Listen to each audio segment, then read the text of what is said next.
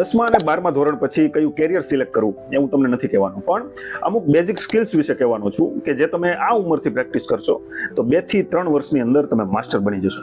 એટલે વિડીયો છેલ્લે સુધી જોજો. સૌથી પહેલી વસ્તુ કે કેરિયર કાઉન્સેલિંગ કરવાનું જ હોય છે, એમાં કોઈ ખોટું વસ્તુ નથી અને એની પ્રમાણે જ આગળ વધવાનું હોય છે. પણ હું તમને એમ કહેવા માંગુ છું કે આ તમારી જીવનનો કોઈ એટલો મહત્વનો પડાવ નથી કે 10મા અને 12મા પછીનો જે પડાવ છે કે અહીંયાથી આખું તમારું જીવન નક્કી થઈ જાય.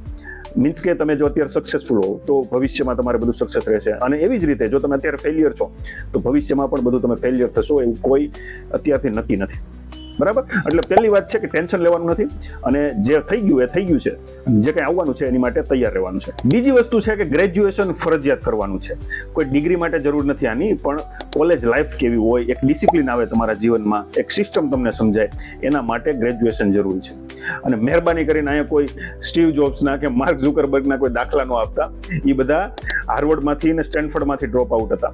આપણે જીટીયુમાંથી પાસ થવામાં ફાફા પડી જાય છે. અને ત્રીજી અને સૌથી મહત્વની વસ્તુ મારે તમને કહેવાની છે એ છે કે ફિઝિકલ હેલ્થની સાથે અમુક બેઝિક સ્કિલ્સ શીખો. ડઝન્ટ મેટર તમે કોઈ પણ ફિલ્ડમાં કામ કરતા હો ભવિષ્યમાં, આ વસ્તુની તમને જરૂર પડશે ને પડશે. જેમ કે કમ્યુનિકેશન, સેલ્સ, પર્સનાલિટી અને રીડિંગ તો 100% કરો બોસ, કારણ કે એની વગર છૂટકો નથી. અને આ બધું ક્યાંથી કરવું એ કોઈને આપણે પૂછવાની જરૂર નથી. આપણી પાસે યુટ્યુબ, ફેસબુક, ઇન્સ્ટા બધા જ રિસોર્સિસ અવેલેબલ છે. અને છતાંય ક્યાંય તમને ન ખબર પડે તો હું છું, મને પૂછજો ક્યાંથી શરૂઆત કરવી હું તમને કહીશ. બસ તો લાગી જાવ હવે. All the best for life.